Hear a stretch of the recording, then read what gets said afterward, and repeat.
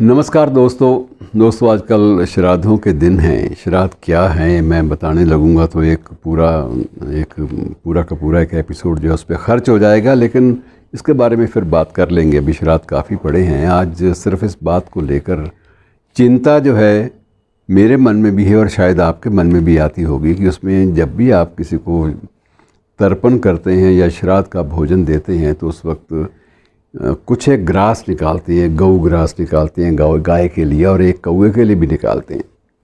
अब दिक्कत यह है कि कौवे दिखाई नहीं देते। ये बड़ा संकट महानगरों में विशेष रूप से है कि कौवे गायब हो गए हैं। अब जो कौवे के नाम का जो आप निकालते थे ग्रास, वो कहाँ जाएगा? मित्रों, कौवे का जिक्र बहुत अजीब ढंग से, कहीं रोमानियत के ढंग से हुआ है, कहीं किसी और ढंग से हुआ है, अलग अलग तरीक़ों से। अब इसका जिक्र हमारे साहित्य में, हमारी संस्कृति में, हमारे अध्यात्म में होता रहा है। अध्यात्म में भी काकभुशुंडी के नाम से एक मुनि का नाम भी आता है। और इसी प्रकार से ये है कि अब श्राद्ध कर्म को तब तक पूरा नहीं माना जाता जब तक गाय के मुंह में आप गौग्रास ना दे लें, और जब तक आप कौवे के मुंह में ना दे लें, जब तक आप श्वान के मुंह में श्वान ग्रास ना दे लें। ये बड़ी एक अनिवार्य बातें मानी जाती हैं और ये संस्कृति का हिस्सा है, कल्चर का हिस्सा है। लेकिन अब दिक्कत, सबसे बड़ा संकट ये हो गया है कि कौवे कहीं भी दिखाई नहीं देते। अब आप कहाँ से करेंगे ये श्राद्ध कर्म की जो एक निर्धारित जो कांड है, कर्म कांड, इसको पूरा कैसे करेंगे? ये एक संकट है मित्रों। और कभी मुझे वो याद आते हैं पुराने दिन, जो वो एक दोहा भी है कि कागा सब तन खाइयो, चुन चुन खाइयो मांस, कि दो नैना मत खाइयो, मोहे पिया मिलन की आस। और इस प्रकार से बहुत सारी और बातें। उड़ जा काले कामा, तेरे मुंह विच खंड पावा। और जब भी कौवा मुंडेर पर आकर काएँ काएँ करता है सुबह सुबह, तो आम तौर पर जो परंपरागत परिवार हैं वो ये समझते हैं कि आज कोई मेहमान आके टपकने वाले हैं। जिनको मेहमान अच्छे लगते हैं वो कहते हैं कि शुक्र है कोई आ जाएगा घर में। जिनको नहीं अच्छे लगते तो वो कौवे को उड़ाना शुरू करते हैं कि उड़ जा, यहाँ से चला जा, और ये गलत किस्म के संदेश मत लाया कर, हम तो पहले ही बड़े परेशान हैं और ऊपर से दो मेहमान और आ गए तो मेहमान बुलाए जान। तो ये अलग अलग रूप से लेने की प्रक्रिया है। लेकिन ये एक तथ्य है कि कौवा जो है हमारी लोक संस्कृति और हमारी ज़िंदगी का एक हिस्सा है।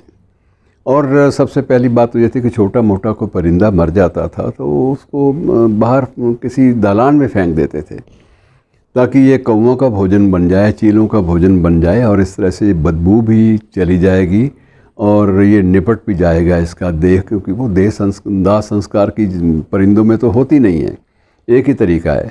और अब कौवों के ना नज़र आने से या कम होने से ये संकट भी बढ़ गया कि कई परिंदे छोटे मोटे जब मर जाते हैं तो वो सड़ते रहते हैं, सड़ांध उनकी फैलने लगती है, तब भी हमें कौवे याद आते हैं। अब ये बड़ा अजीब विचित्र एक परिंदा है जो श्राद्ध कर्म के वक्त भी याद आता है, पौराणिक आख्यानों के मध्य भी काकभुशुंडी मुनि के रूप में याद आता है, और ज़िंदगी में जब प्रेम प्यार की बात हो तब भी याद आता है, और जब लोक गीतों का कुछ समय बनता है तो भी याद आता है। लेकिन ये कौवे गए कहाँ?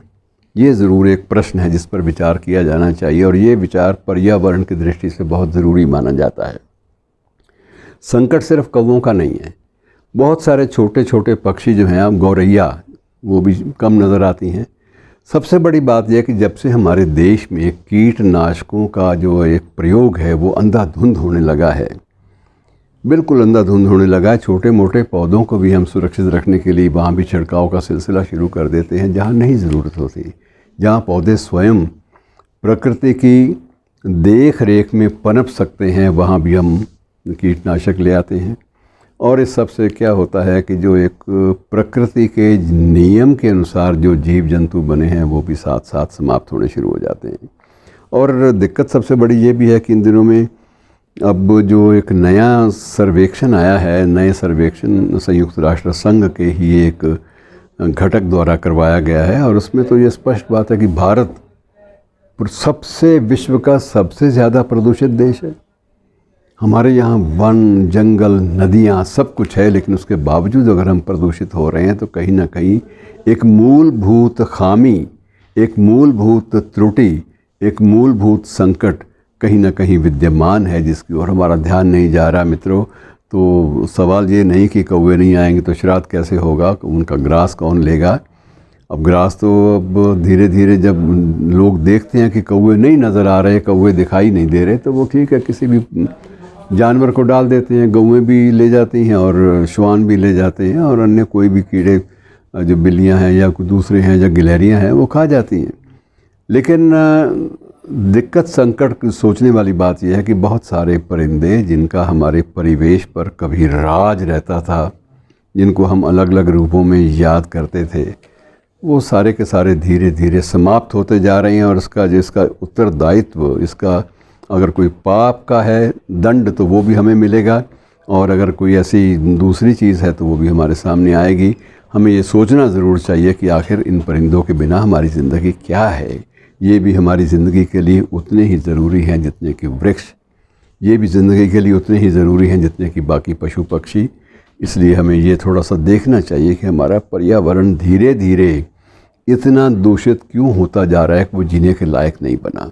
मित्रों, मैं जिस शहर को से संबंध रखता हूँ, मूल रूप से संबंध था, अब तो नहीं रहा, लेकिन अबोहर एक स्थान है सीमावर्ती क्षेत्र में।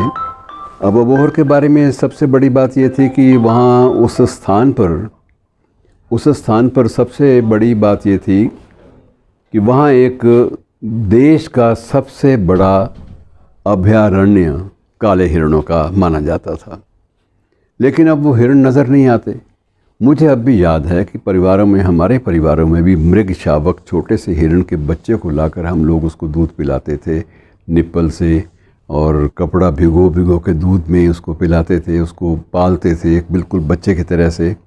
लेकिन अब वो सारे के सारे हिरण गायब हो गए। कागज़ों में, फाइलों में अभयारण्य है, वहाँ पर बाकायदा एक उल्लेख मिलता है, उसके नाम पे ग्रांट भी होती है, उसके लिए फॉरेस्ट ऑफिसर भी अपॉइंटेड हैं, दफ्तर भी हैं, लेकिन हिरण गायब हैं।